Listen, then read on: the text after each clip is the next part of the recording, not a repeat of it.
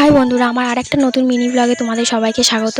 আশা করছি তোমরা সবাই খুব ভালো আছো আর আমিও খুব ভালো আছি। আর এই যে দেখো, আমি রেডি হয়ে গেছি আর আমার সাথে আছে আমার শাশুড়ি মা আর আমার শ্বশুরমশাইও আছে।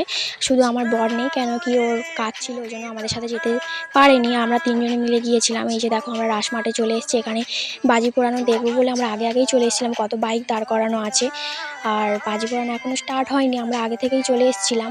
মাঠ প্রায় ফাঁকা ফাঁকা। তো যখন বাজি পোড়ানো স্টার্ট হবে তখন আরও লোক চলে আসবে। তারপরে আমরা দাঁড়িয়ে ভালো লাগছিলো না বলে তিনজনে বসে পড়েছিলাম। আর বসে বসে দেখো, ডাল ভাজা আর লজেন্স কিনে খেয়েছি। আর এই যে দেখো, বাঁশগুলো যেগুলো লাগানো আছে এতেই হচ্ছে বাজিগুলোকে ফাটায় আর কি। আর এই যে দেখো, কত রঙের রঙের বাজি ফাটাচ্ছিলো, অনেকক্ষণ ধরেই ফাটাচ্ছিলো, আমাদের খুব ভালো লাগছিলো।